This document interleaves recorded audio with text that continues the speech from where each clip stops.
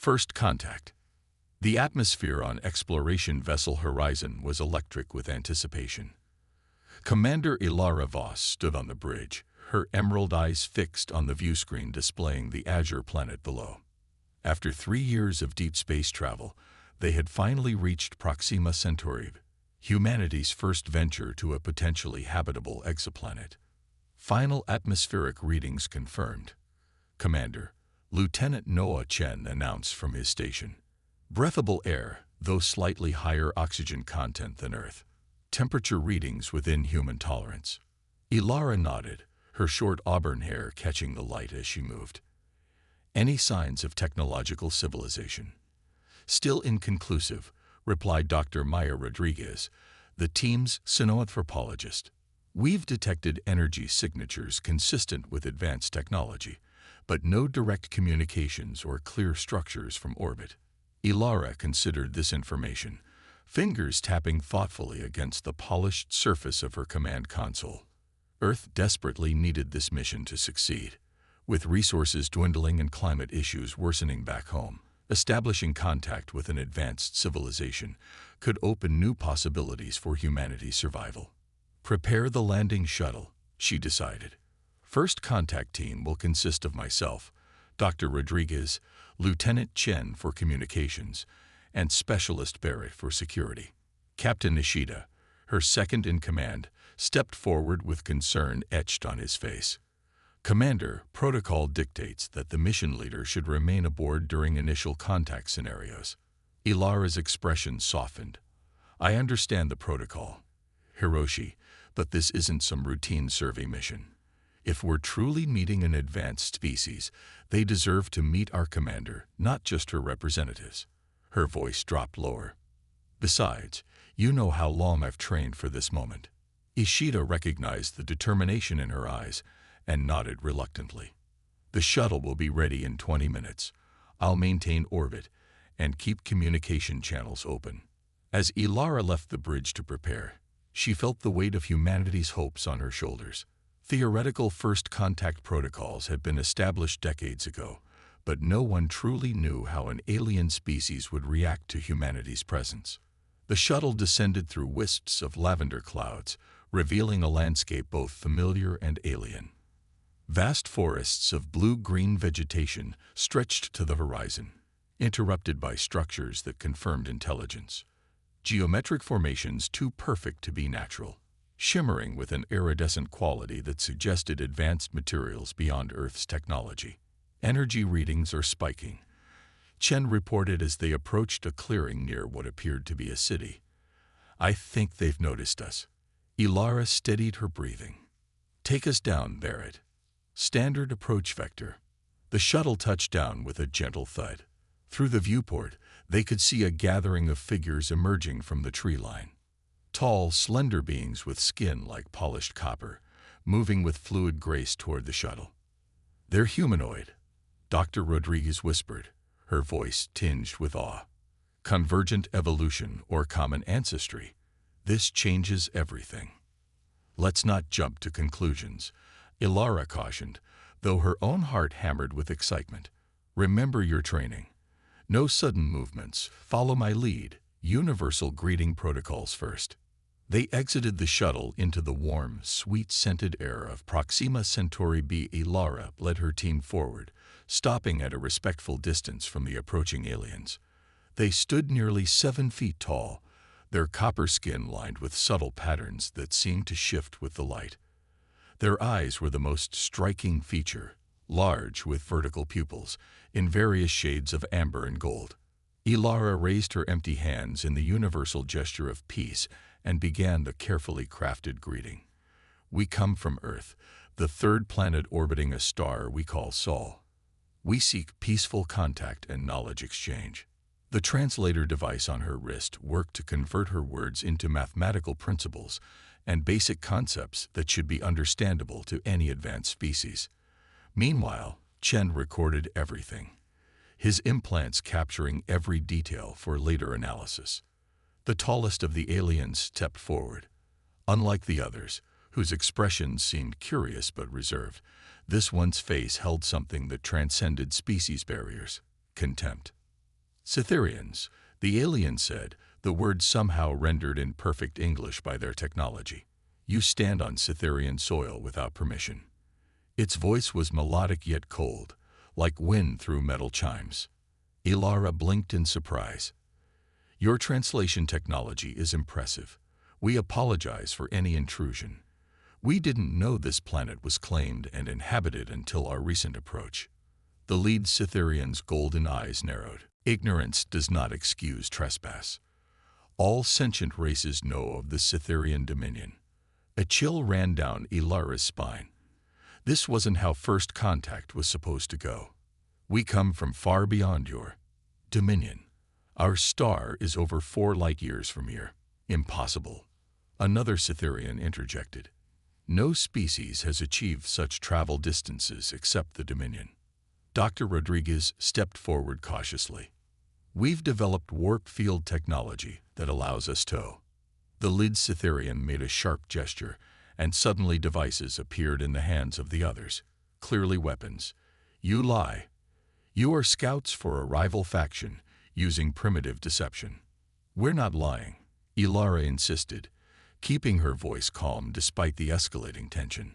We can prove our origins. Please, let's discuss this peacefully. The Cytherian's copper skin seemed to darken with emotion. You will accompany us for questioning. Surrender your devices. Barrett's hand moved subtly toward his sidearm. Ilara gave him a warning glance. They were outnumbered, on alien territory, with unknown technology pointed at them. We will cooperate, she said firmly, but I must inform our ship of our status. It's standard protocol. Your vessel will be dealt with separately, the Cytherian replied.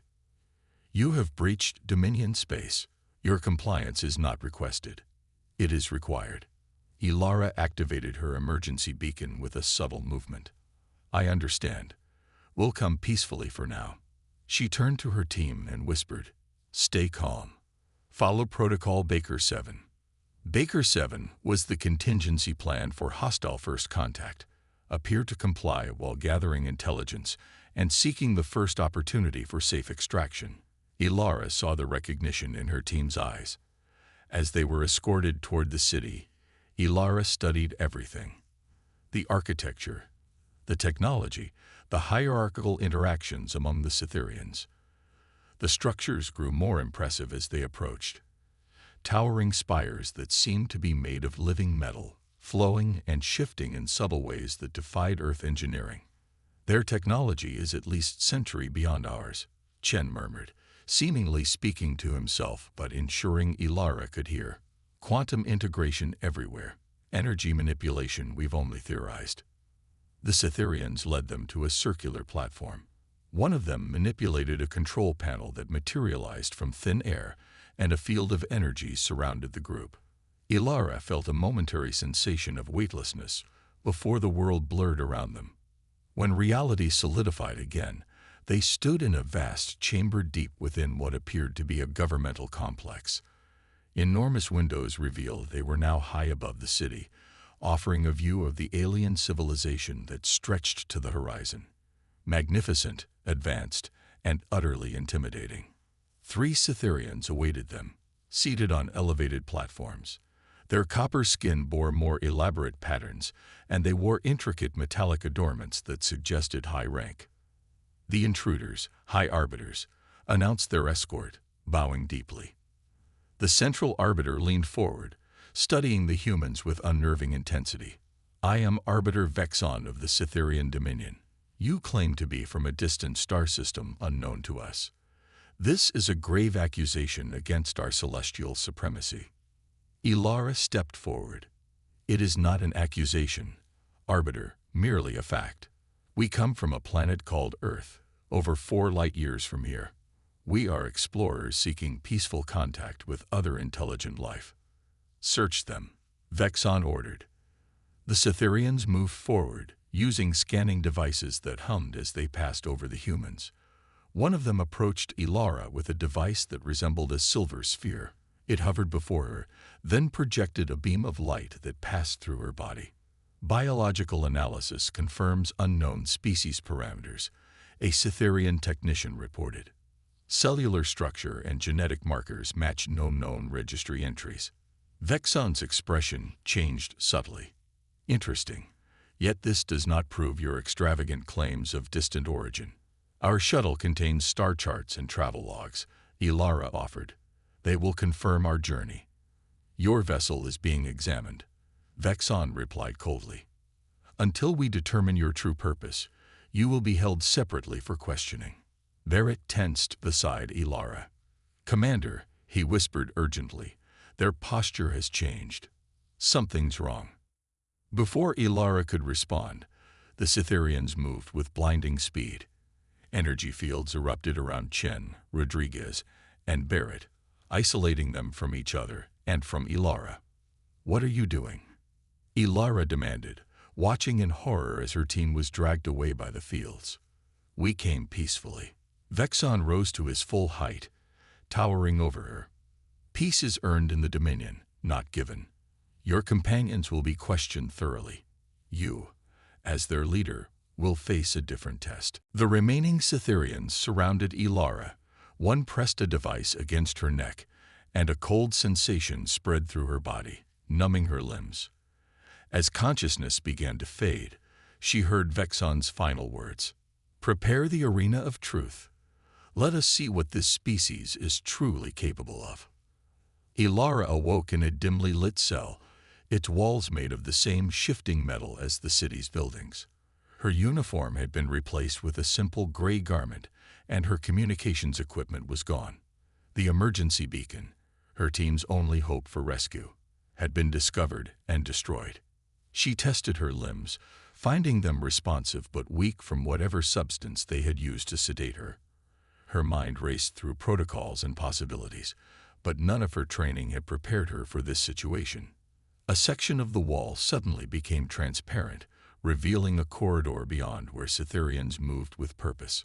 One stopped and observed her, then spoke into a device. Moments later, the transparent section vanished, replaced by a doorway.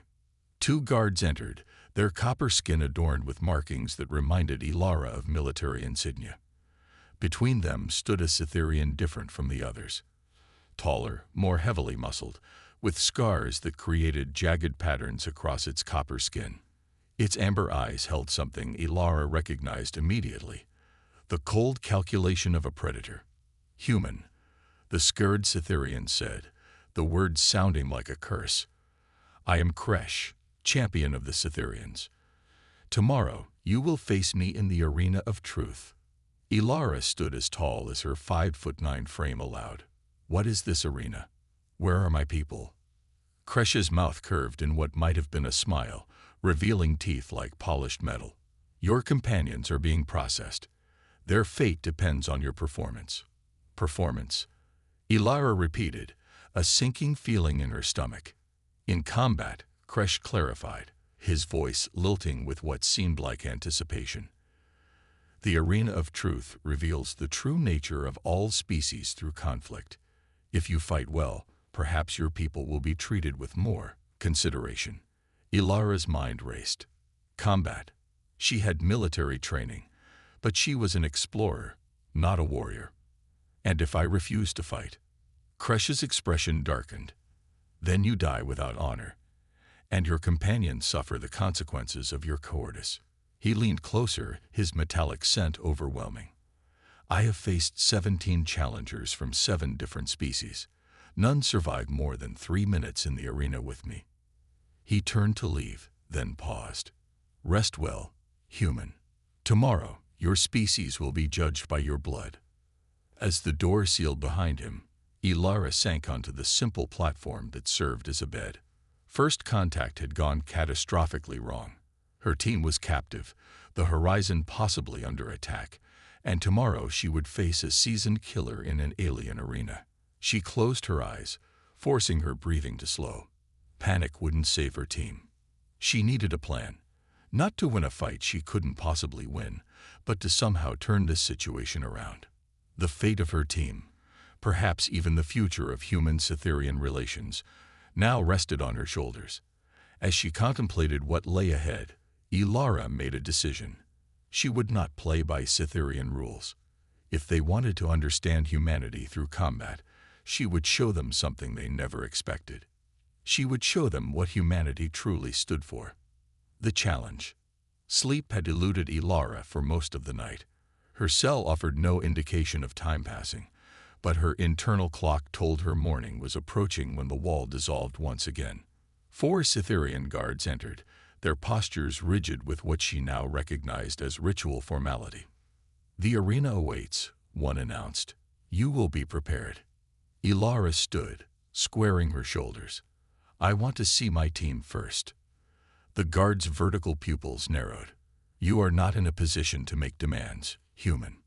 "It's not a demand," Ilara replied calmly.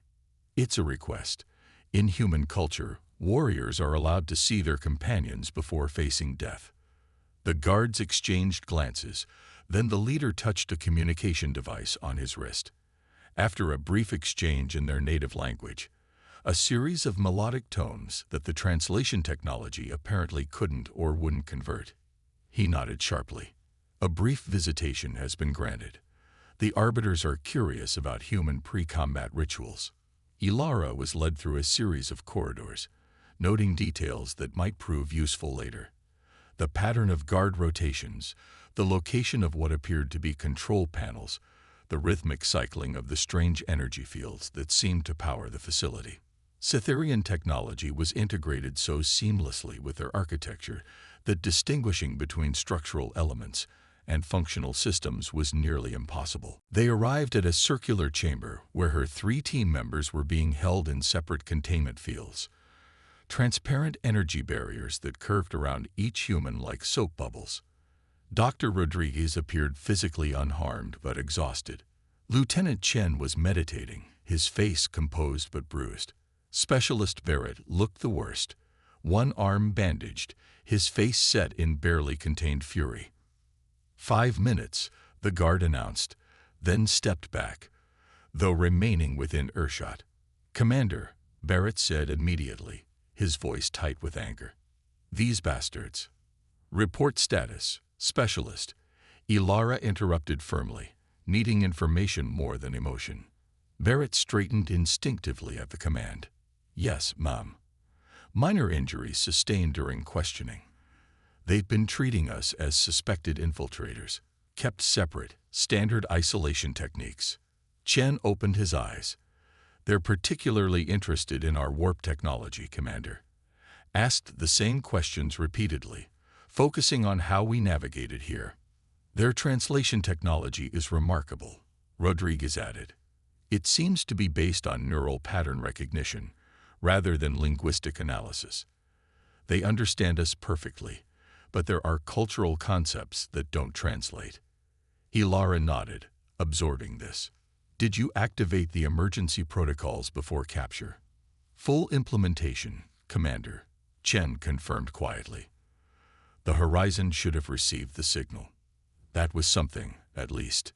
Captain Ishida would be following contingency protocols, maintaining orbit beyond Cytherian detection range, while preparing multiple extraction scenarios. "I'm being taken to what they call the Arena of Truth," Ilara told them, keeping her voice steady. "Apparently, I'm expected to fight their champion." "Kresh," Rodriguez whispered, eyes widening. "They showed us recordings of previous encounters. Commander, he's killed every opponent. It's how they judge the worth of new species they encounter." "Combat as diplomatic assessment," Ilara murmured. "Efficient, if barbaric." "You can't fight him," Barrett insisted, pressing his hand against the energy barrier. "He's twice your size with reflexes like nothing I've seen." Ilara met each of their gazes in turn. "I don't intend to beat him. I intend to show them something different." She lowered her voice further. "Remember the TAS protocol." Their expressions shifted as understanding dawned. The TAS protocol had been developed after extensive simulations of first contact scenarios, a strategy for when technological or physical superiority couldn't be matched. It was simple: show them humanity's true strength. "Time has elapsed," the guard announced, moving forward. Ilara gave her team a confident nod. "Whatever happens, remember your training. Humanity is counting on us to get this right." As she was led away, Ilara caught a final glimpse of her team. Rodriguez making the subtle hand gesture for hope, Chen bowing his head in respect, and Barrett standing at rigid attention, offering a formal salute. The arena of truth was unlike anything Ilara had imagined. Not the primitive coliseum she had expected, but an architectural marvel.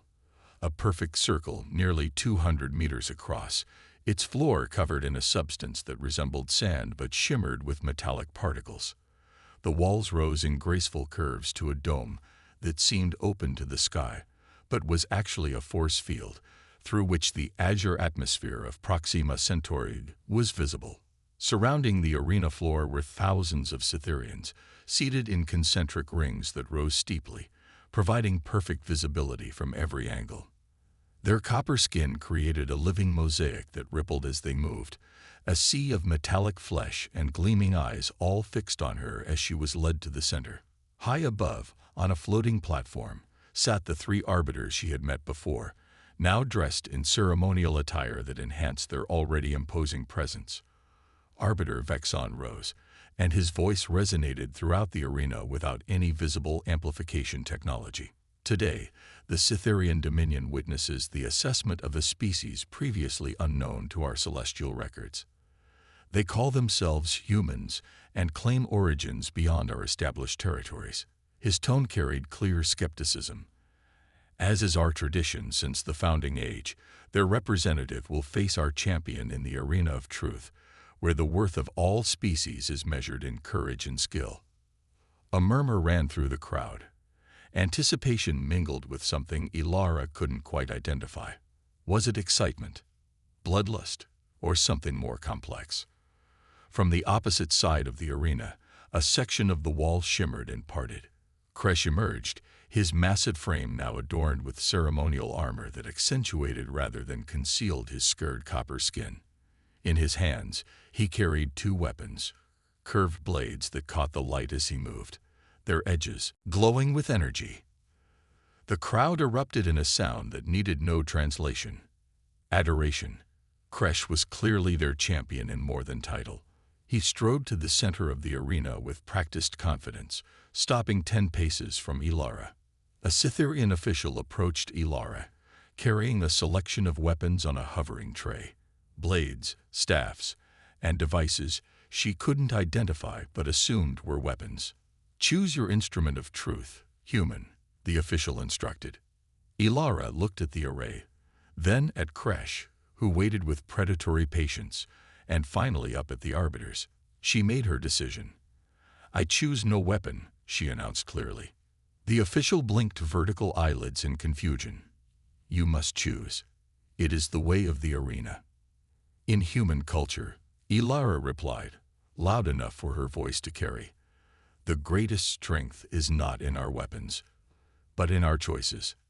She removed the simple gray outer garment they had given her, revealing the form-fitting black undersuit she had been allowed to keep. She folded the garment carefully and placed it on the ground beside her, then stood tall, empty-handed. A ripple of confusion passed through the crowd. Kresh's expression darkened with what might have been anger or insult. Arbiter Vexon leaned forward on his platform. "Explain yourself, human. Do you surrender before the challenge begins?" "No, Arbiter," Ilara called back. "I choose to face your champion as I am, without artificial advantage. If you wish to know the true nature of humanity, this is how you will see it." Vexon conferred briefly with the other arbiters, then nodded. "Your choice is noted, though not understood. The assessment begins now."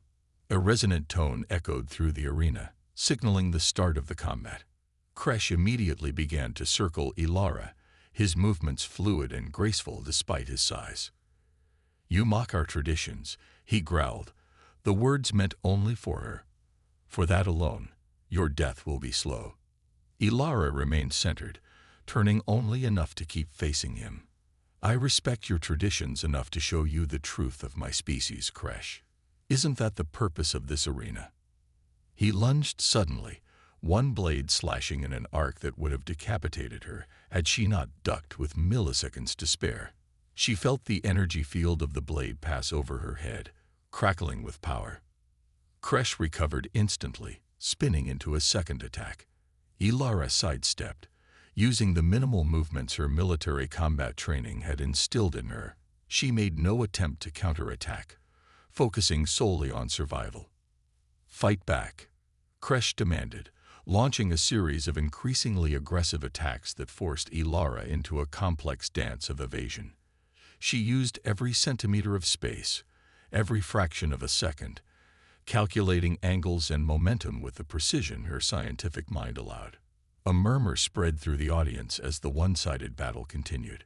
Ilara had survived nearly 2 minutes already, longer than some of Kresh's previous opponents, without striking a single blow or even attempting to. Frustration began to show in Kresh's movements. His attacks became less precise, driven more by anger than strategy. During one particularly aggressive combination, his blade finally found its mark, slicing across Ilara's left arm. She gasped as pain flared, hot and bright, blood immediately soaking the black fabric of her suit. The crowd roared at the first blood drawn, but Ilara remained on her feet, still making no move to attack. "Why won't you fight?" Kresh bellowed, genuine confusion now mixing with his rage. Ilara met his golden eyes steadily. "Because I didn't come here to fight, Kresh. I came here to learn and understand." "Then you came to die," he snarled, launching into another attack. This time, Ilara couldn't fully evade. One of his blades caught her across the ribs, a shallow but painful cut that sent her stumbling backward. She regained her footing only to face an overhead strike that would have split her in two.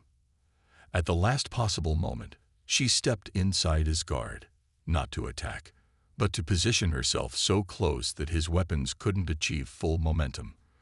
For an instant, they were almost embracing, her face inches from his copper chest, his weapons extended uselessly wide. The arena fell silent at this unexpected tactic. In that moment of stillness, Ilara spoke just loudly enough for Kresh and the nearest spectators to hear. "The measure of a species isn't in how well they kill, but in when they choose not to." Kresh shoved her away violently, sending her sprawling onto the metallic sand. Blood soaked her side now, and her vision swam momentarily from the impact. The champion stood over her, blades raised for the killing blow, his massive frame silhouetted against the azure sky beyond the dome. The crowd's roar swelled in anticipation of the final, thousands of voices calling for the completion of the ritual.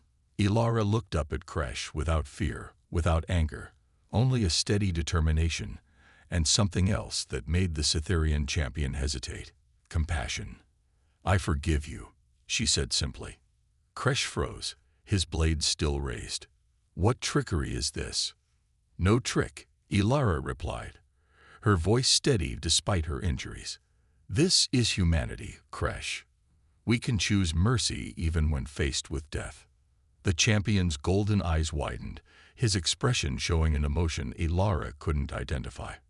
For several heartbeats, he remained motionless, the arena around them holding its collective breath.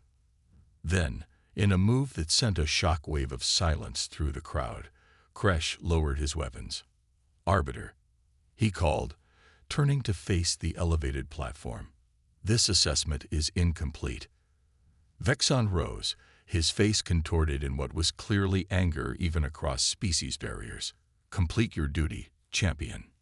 "I cannot," Kresh replied, his voice carrying the weight of absolute conviction. "This human has shown a form of strength our arena was not designed to test." Murmurs rippled through the crowd, growing louder as the implications of this unprecedented situation spread. Never in living memory had the champion refused to complete an assessment. Vexon conferred urgently with the other arbiters, their discussion growing heated enough that gestures could be seen even from the arena floor.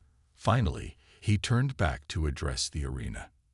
"The assessment is declared inconclusive," he announced, his tone brittle with barely contained rage.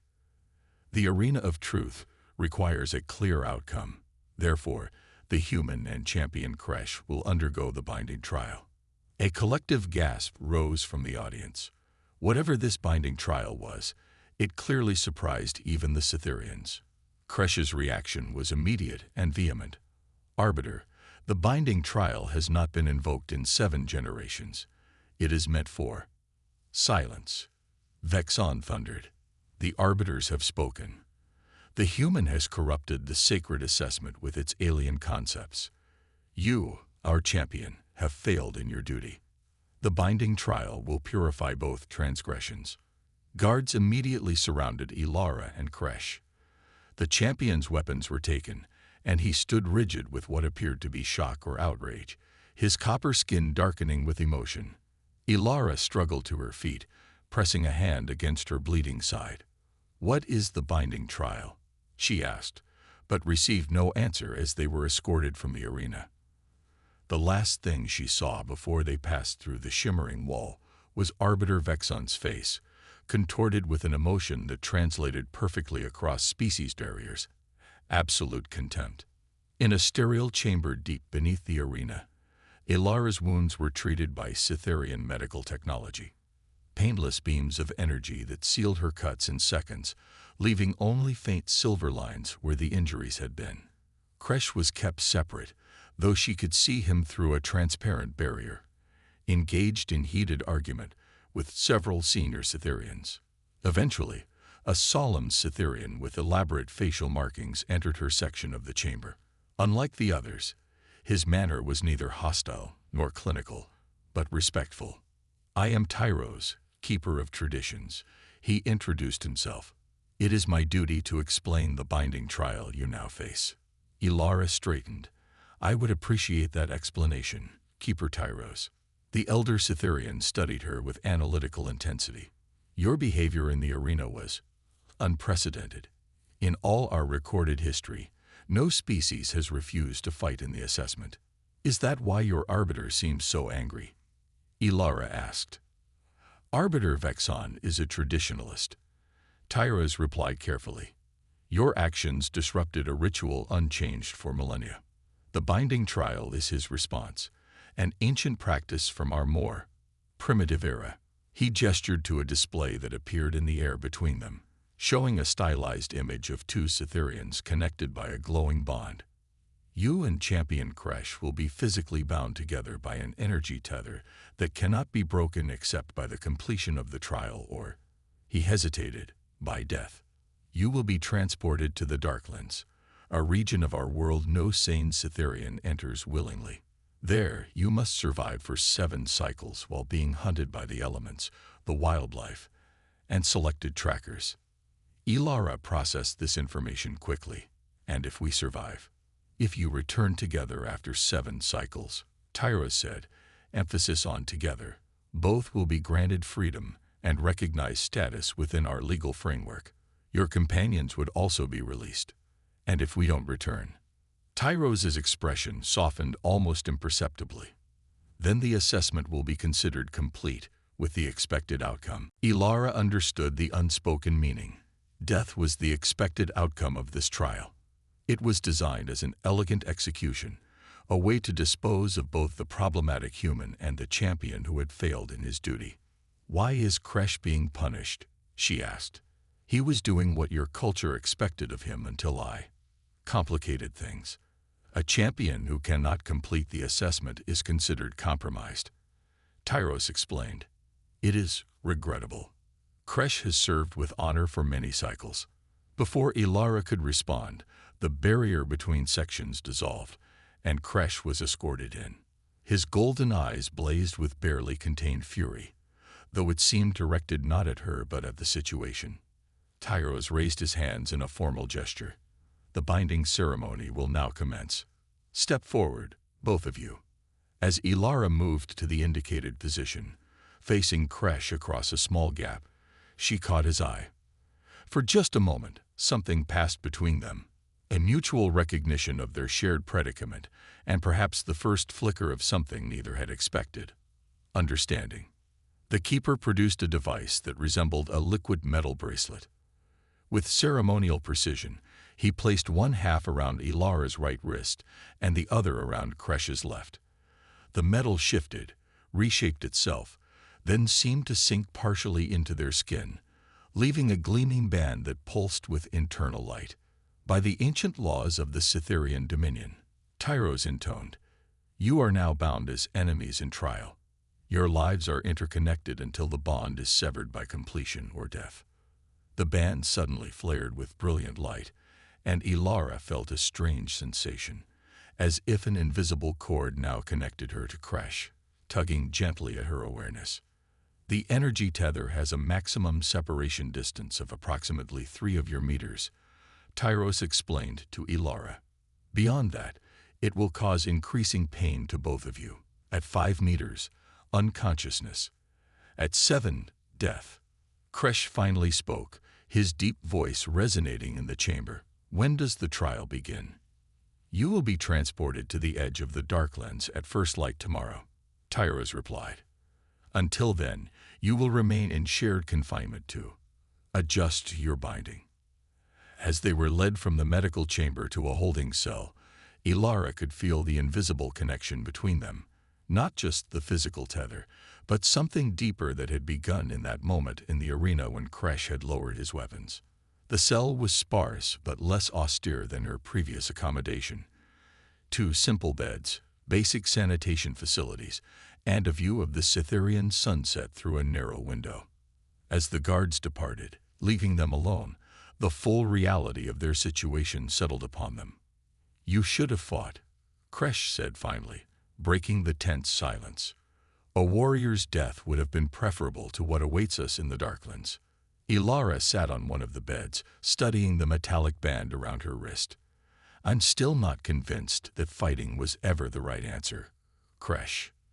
The Cytherian champion made a sound that might have been a laugh or a growl. Your peaceful approach has condemned us both to a fate worse than a clean death in the arena.